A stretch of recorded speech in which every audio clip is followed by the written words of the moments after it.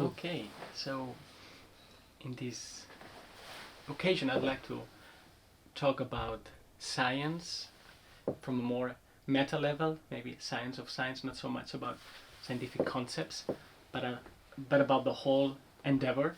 And being a colleague of yours and also luckily a friend and knowing very well, I think, your work, I want to ask you, now you're 80 and it's been at least 4 decades you've been pushing the dominant paradigm. And I don't like the word paradigm very much because I think it has been overused. But in any case, you've been pushing it to replace it with another worldview through ideas and also through experiments.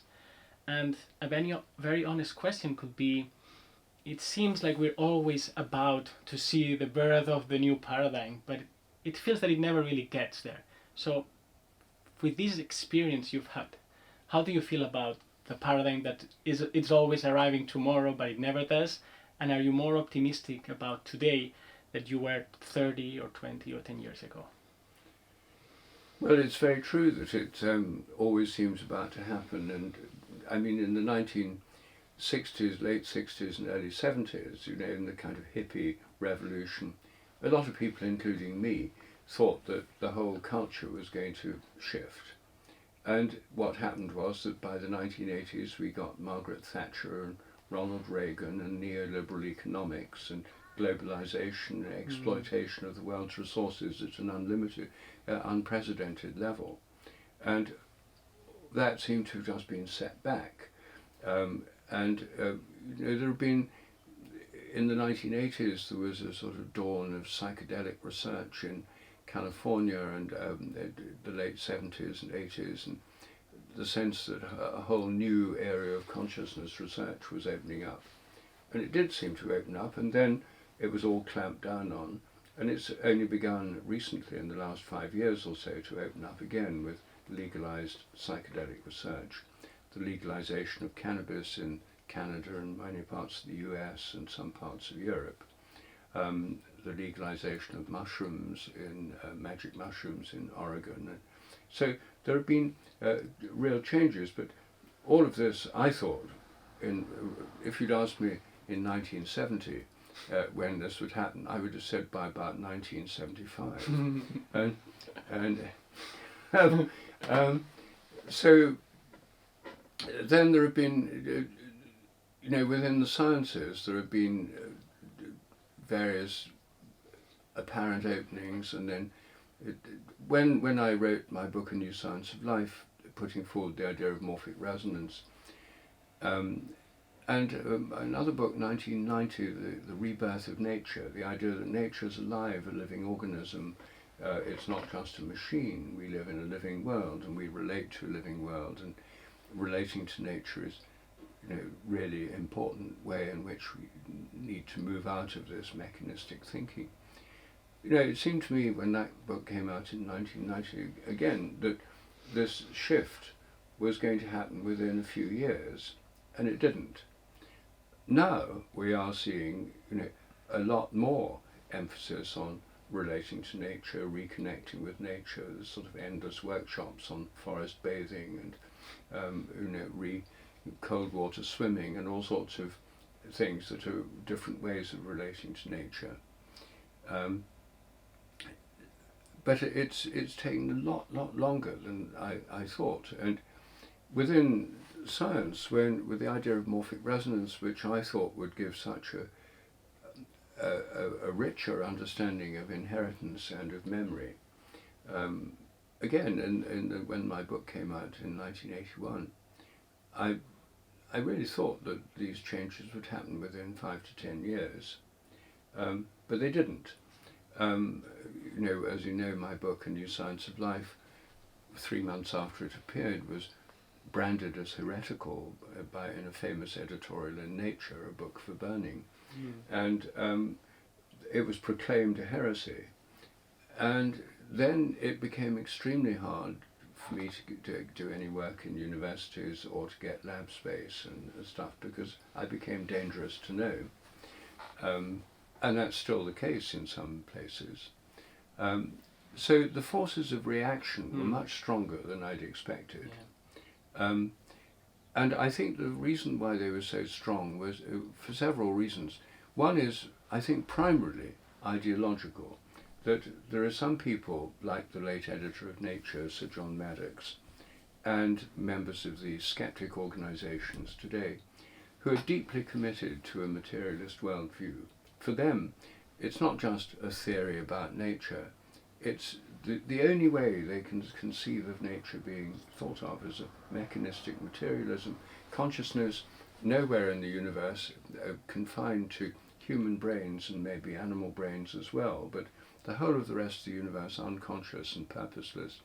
It's a worldview which is inherently atheistic, and for people who've rejected their traditional religion, which is now a lot of people in Europe, and most Europeans are non-religious or non-practicing religious.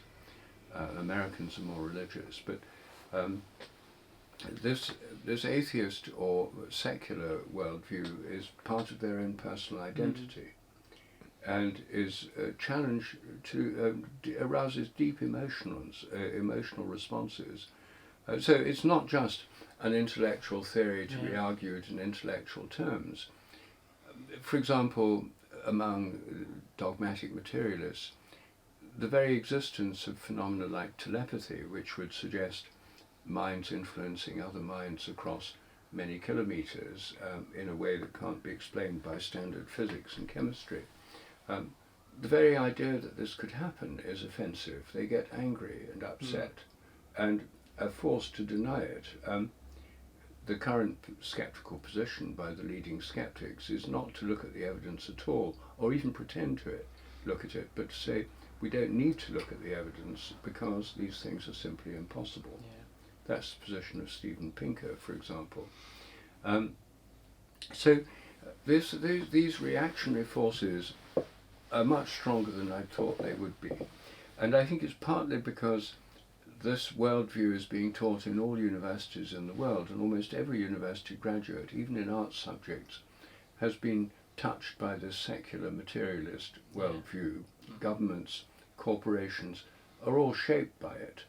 And other worldviews, if you think that nature's alive and you want to have shamanic drumming sessions relating to animal spirits, or if you want to go to church and pray, and these things are okay as long as they're treated as private hobbies that make no impact on public life or particularly on science.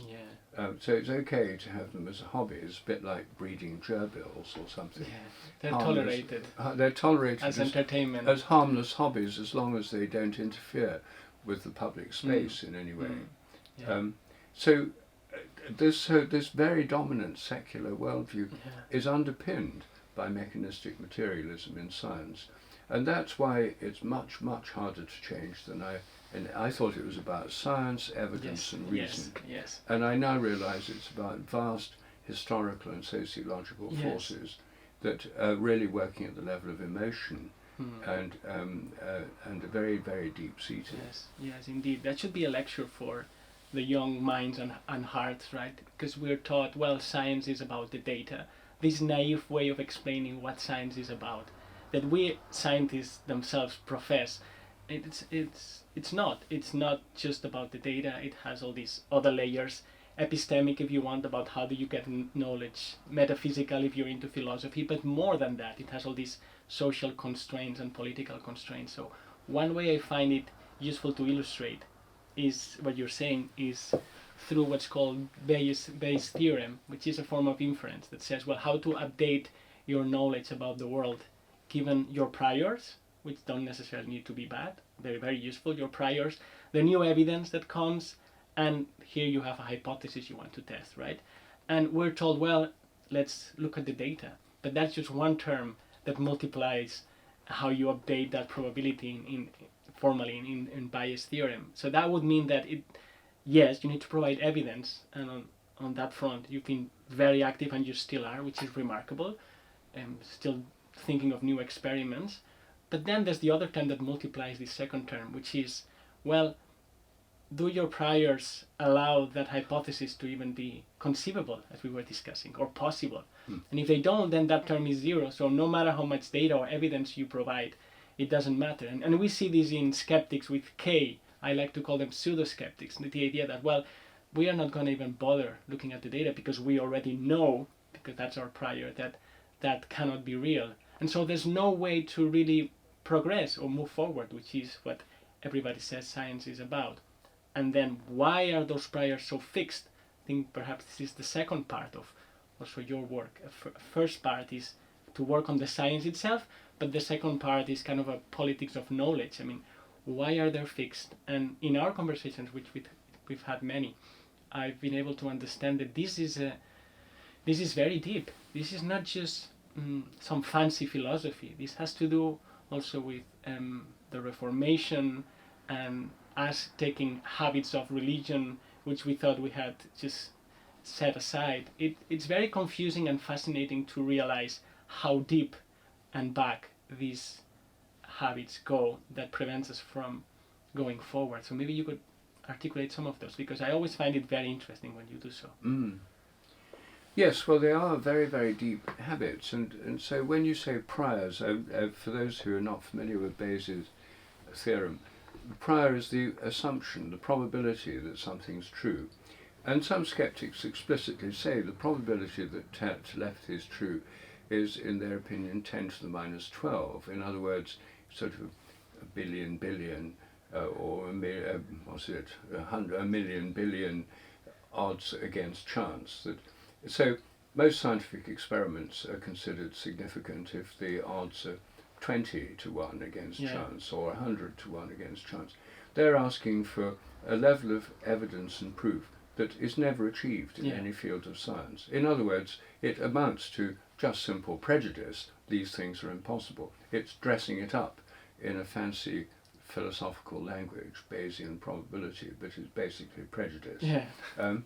And well, I think that these prejudices go back, as you mentioned, to the Reformation. Here in Northern Europe, in Protestant countries, the Reformation involved a rejection of many of aspects of the Christian tradition: pilgrimage, the veneration of saints, praying for the dead, a belief in the real presence of Christ in the Holy Communion, the importance of saints, a whole range of beliefs, pilgrimages to the shrines of saints.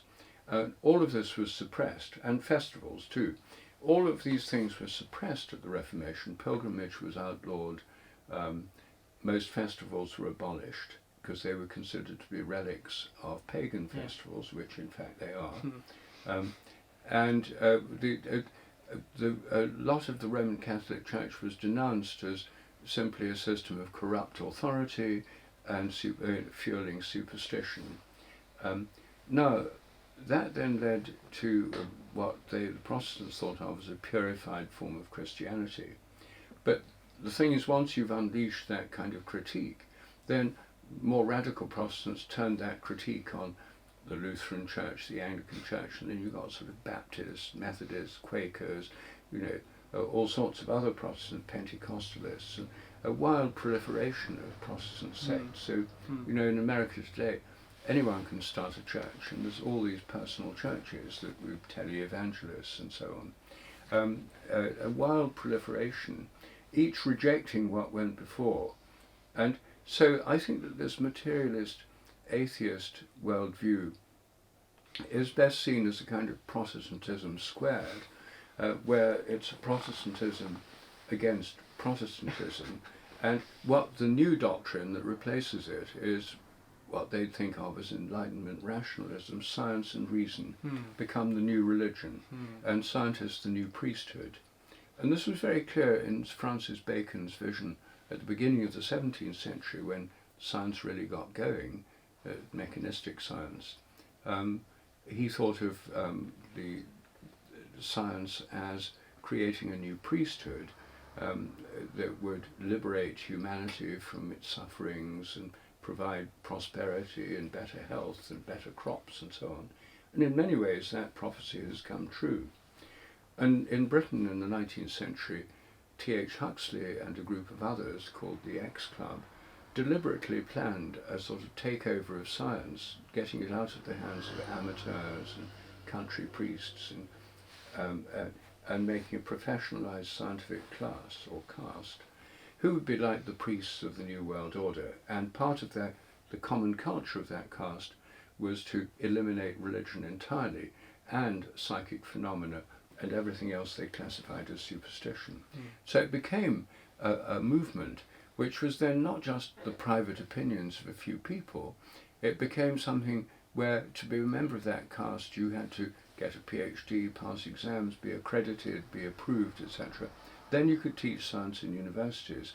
Then students learned science, and then what they learned was taught in all the schools. And so it was basically a worldview, a materialist atheist worldview, which was then imposed on the whole population through the schooling system, which is what we still have today. So it becomes deeply habitual, these assumptions. Most people don't think about them, they just take them for granted. This helps me understand why in our discussions I see still in you this attempt to engage within science as in academia, right? Because you could say, well, forget about that, let's just do it our own way, because they're never going to listen. But as you were reminding me often, there are these two parallel tracks, but they're not really parallel. Like one is still on top of the other, and on the one hand we need to step out, but then we also need to step back in, and in a way our relationship embodies that movement, right? Because I'm within I'm within the system, I'm academic and in an institution, but exploring what's out there, and you're out there but also interested in influencing back in. So I see this as a metaphor where there's this castle and we need to be able to get in and out the doors, because if we don't change the institutions, and maybe they can't be changed or maybe they can't be saved, I don't know, but if we don't attempt that, then this huge system continues to educate our children and tell us how we should think about the world. So there cannot be a change of worldview despite all these many attempts. So it's very interesting, not only what you're saying, but what you've been doing in this double movement. Yes, well, it hasn't had that great effect on the scientific system so far, because these, the kinds of ideas I talk about are not taught in universities. They're excluded from all school syllabuses and stuff. I'm not just talking personally, I'm talking about anyone who has a wider view of how the sciences might work. And still in medical schools, the overwhelming emphasis is on mechanistic medicine, surgery and drugs, which do work, of course, but ignoring all those things to do with the mind, which is relegated to the placebo effect. And all these other complementary and alternative medical systems, which work very well in many contexts. Ayurvedic medicine, traditional Chinese medicine, acupuncture, naturopathy, and so on. These are simply excluded from the regular medical system and from medical schools and universities and from medical research in most countries, because they don't fit this mechanistic materialist model. This is where it really impacts on ordinary people and ordinary lives, because here in Britain, if you have whatever disease you have, some of them might better be treated by acupuncture, but it's only very rarely you can get this done on the National Health Service. There are places where you can, there's tiny openings here and there, but it's still dominated by this ethos. Now, as you're saying this, you mentioned telepathy, homeopathy, and so on. Well, the word pseudoscience comes screaming in my head, which is what I would hear. Well, that's pseudoscience, and I always call attention to these tricks of language by placing prefixes, pseudoscience, paranormal, supernatural, to precisely make that term we were discussing before zero, so that no matter what you present, the end result is going to be no change in our understanding. Nevertheless, well, one would need to see what's the worst kind of, the most dangerous kind of pseudoscience here, because the science that's often proclaimed from the laboratories in the name of science, or when you read the news and says whatever sentence, comma, experts say. That's become very clear too with recent issues, right, like the pandemic and so on. It's so hard to be nuanced and subtle discussing these things, and this expert says, end of the sentence, brings me to a related topic, which has to do with these social and political forces that shape science. And we could bring here Bruno Latour, who passed away recently, and I think he made very important contributions, but was of course set aside a bit, because what he's saying, it's not so popular, because he's saying, well, science is that practice that does this thing, this kind of magic in the laboratory, where there are technical and social practices that happen, but then what comes out of the lab is a fact, and facts are made, they're produced, not just discovered. So there's this production that culminates into something that's now objective, and we can speak on its behalf. I think this is a great insight as to how science works, and we are not, those that do science outreach, I don't think ever dare to mention that that's really how laboratories work, right? And so I'm bringing this forth to just emphasize that science and scientific facts are made by experts, and so that's the consent of the experts that say, well, now this is a scientific fact. So I'm not saying it's totally made up, but it has this part of intersubjectivity that, in a way, you can do it in the lab, you can replicate it in other labs, but if there isn't a community that's validated, says, well, now we acknowledge this as a scientific fact, then it isn't. And that's how it is, but it's problematic, and we should be aware that that's how science works. It's not just a scientific method that's falling out from the sky. And these nuances have also reflected in your own work and in all the struggles you've had to promote your own ideas and other people's ideas. Yes. Then what Kuhn called a paradigm is actually very similar to that. I know you think the term's overworked, but what Thomas Kuhn pointed out in his Structure of Scientific Revolutions in 1962 was that a scientific change isn't just a matter of evidence and facts, even facts, that it's a matter of collective acceptance of them, and it's a community which shares a model or view of reality, and the community, the scientific community, is defined by sharing a particular model of reality. If you don't share that model of reality, you're not part of the community. So in that sense, it's like a religious belief system or a religious sect. You know, if you don't share in beliefs that are characteristic of, say, the Roman Catholic Church, then you're not a Catholic. You're excommunicated, or you can be a member of some other religion, but you're not going to be a Catholic. Yeah, a heretic or a pseudoscientist. You're a heretic, or a pagan, or a pseudoscientist, or something. So the sciences work like that. But what makes and that's how other human institutions work, it's how nations work. Yes. You have a passport, you're a member of this country, you can come and go freely, but if you haven't got one, you can't, unless you try and get to Britain, for example, in a small boat crossing the channel, and do it illegally and in an unwelcome kind of way. But basically, all human institutions have that pattern. So all human groups have people who are included and excluded. I mean, every family, you know you're a member of a family, and you know some random stranger on the street isn't, and they know they're not as well. So this isn't particularly unusual, it's normal. And it's true of animal groups too. If you're a part of a nest of ants, then alien ants from other colonies are excluded, whereas they're in their own colony, they're accepted.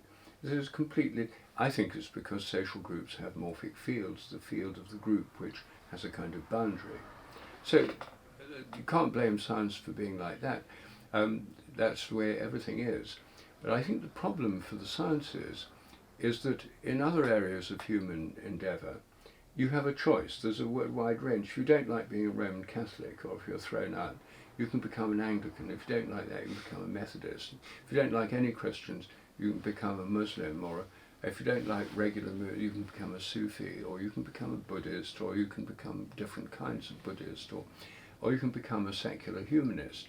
There's all of these things coexist in our societies. In Britain, we have, here in London, we have Muslims, Buddhists, Hindus of every kind, every kind of Protestant. We have Roman Catholics, we have Orthodox, we have secular humanists, all living side by side in the same city. Whereas within the world of institutional science, there's only one orthodoxy, the whole world over.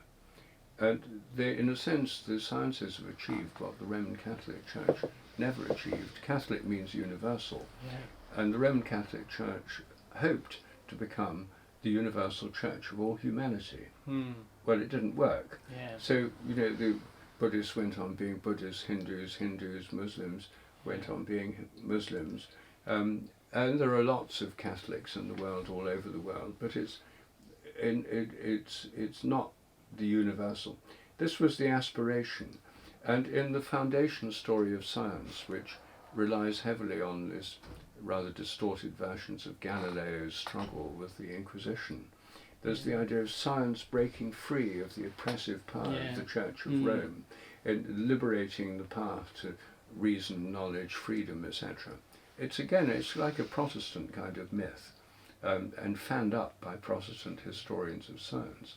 And so the foundational myth of science is that it's breaking free of the Church of Rome with its pretensions to universality. Only science now is the universality. The laws of nature are the laws in God's mind, according to Galileo and Newton and Descartes.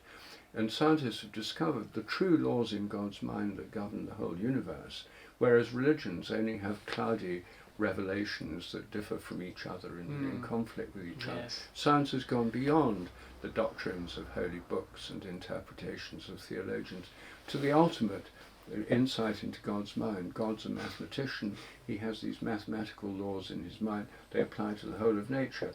And science is the truly Catholic system, which covers everything and need have no opposition. And so I think all of these things are built into this way of thinking, completely unconsciously. Yes, science is this special myth that proclaims itself not to be a myth. Exactly. And not to be, it's a belief system that proclaims itself not to be a belief system, but the truth. And that's not being anti-science, again, another prefix trick, right? It's so interesting you're saying that science in a way is too Catholic. This aspiration has gone. It's like the return of the repressed to the third power. Yes. It's come back with such strength, but we don't realize, or we don't want to realize that that's what science with capital S is doing.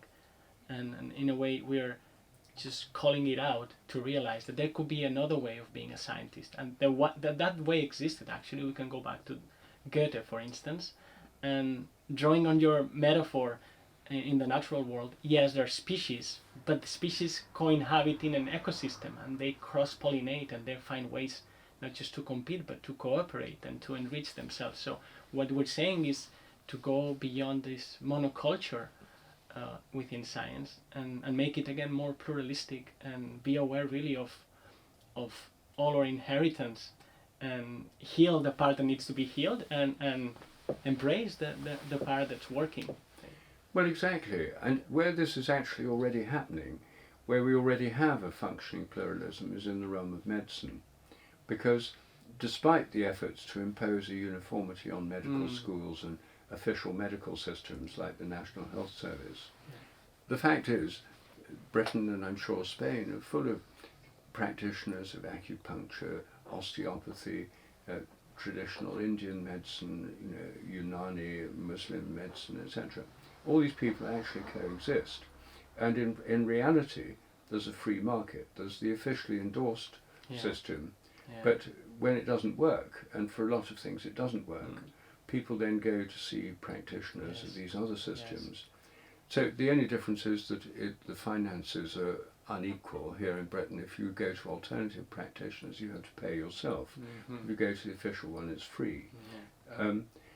So one could envisage as a model of this pluralism, building on the model we've already got through medical systems, that if you went to, this already exists in integrated medicine, that say you go with lower back pain to a clinic, instead of just seeing a standard doctor who'd say, well, just take these painkillers, it'll go away by itself, or possibly traction, you say lie there with sort of weights and pulleys and things. Yeah. They might say, well, this might work better with acupuncture, or maybe osteopathy or physiotherapy. That is one of the very good things within the present system that already includes things like acupuncture a bit. But you could say there's a range of possible treatments for lower back pain, and it would be a matter of seeing which is most appropriate for you.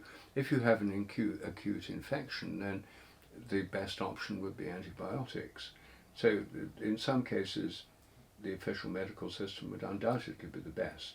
And if you can't walk because of an arthritic knee and you've tried everything, physiotherapy, yoga, etc., then a knee replacement operation using the skills of modern surgery may be the best solution. So it would be an inclusive system. And it seems to me that in countries like India and China, they already have some research on their own traditional medical systems, but Indian scientists on the whole don't have the confidence to trust in their own traditions.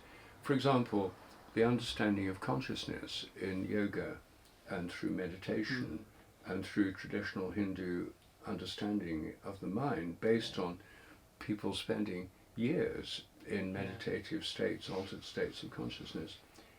All that's disregarded. If you go to an Indian university, I'm sure in most of them they're still teaching Western style psychology as taught in Western universities based on naïve assumptions.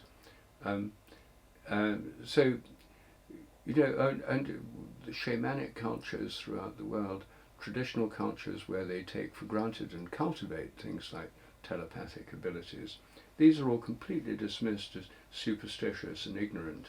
And the school system put in place by UNESCO and other Western agencies teaches them regular Western science as if none of this other stuff exists. It's simply ignored, devalued and marginalized.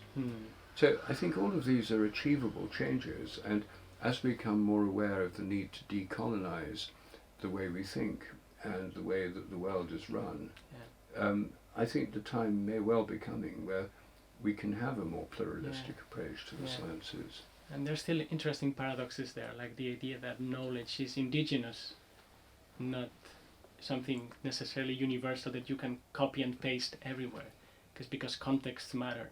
So again, it takes a certain subtlety and kind of heart to hold these ideas in mind and put them in practice. And again, I want to thank you for having done this for many years. And I would ask you in closing, because you know I'm interested in the future scientist, and you know I often wonder, where are the Ruperts of tomorrow? Are we nurturing them? And what would you tell them as a message, those who will be the scientists of tomorrow, so that they can continue your work and your spirit in a way in this direction we've just discussed?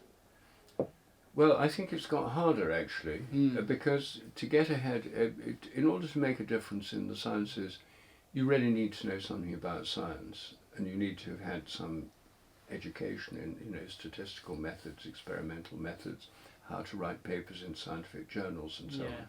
So you need to have been trained as a scientist in order to make an impact. So just like if you want to change medicine, you need to be trained as a doctor. But unfortunately, the training of scientists today is based on a rather dogmatic training in basic mechanistic assumptions, and then to do a PhD, you have very little freedom in most places. You have to work as part of a cog in a larger machine, which is all mechanistic in its approach. And then to get on into the scientific world, you have to be a postdoc again in somebody else's lab. So by the time you're 30 or 35 or 38 or whatever, you've spent 15, 20 years of your life fitting in, because if you don't fit in, you're just spat out of the system, and you lose grants, jobs, you have no means of sustenance. So it's actually become harder. I think that probably the only way forward is if there are independent sources of funding. Luckily there are lots of billionaires around who are interested in science, or at least some of them are, and say it was possible to get grants to do these other kinds of science and build a career doing other kinds of scientific and medical research, then it might be possible. But right now, anyone who wants to change the sciences has got to go through the kind of sausage machine of standard scientific education, PhD, postdoc, etc., for years of their lives, doing something they don't believe in and want to go beyond. But their best and most creative years of their lives are taken up with serving a system they don't believe in. And I haven't seen any very clear way out of that at the moment. So I think institutionally it's not clear how best to go forwards. Nevertheless, I'm sure people will find ways, and one of the ways in which they're finding them, for example, in research on psychedelics and in consciousness studies, people have found a way of working within academic institutions to do research that actually leads far beyond the mechanistic worldview. So it may depend on political ingenuity in the part of young scientists, but it's certainly not going to be handed them on a plate. Yes. Nurturing these minority reports within the system can be a way not to lose that thread. And minority reports with majority interests. You see, psychedelics have millions of people who are interested in them. It's not as if it's a minority in the universities, but there's a huge public interest, and there's a huge public interest in reconnecting with nature and in psychic phenomena, and dogs that know when their owners are coming home and so forth. People care about those things, despite what they make us think. Exactly, and healing, and memory, and all these things. And in a way, having this conversation is also our little offering, so that we understand better what's going on and we can do something about it. Yes, I think we all need to try and find ways of doing something about it, because just talking about it isn't enough. And talking is also doing something about it. Well, that's doing something, because it's opening the way to action. Yes. You have to talk first and act later. Much better to do that than act first and think later. But so I hope it's a contribution towards a change in action on our part and on everyone else's part. It's one of the many contributions you've pursued. So thank you for that again. Thanks, Alex. It's been wonderful to talk to you in person. Good. Well, it's a real treat to do it in person instead of on Zoom. Yeah, thank you, Rupert.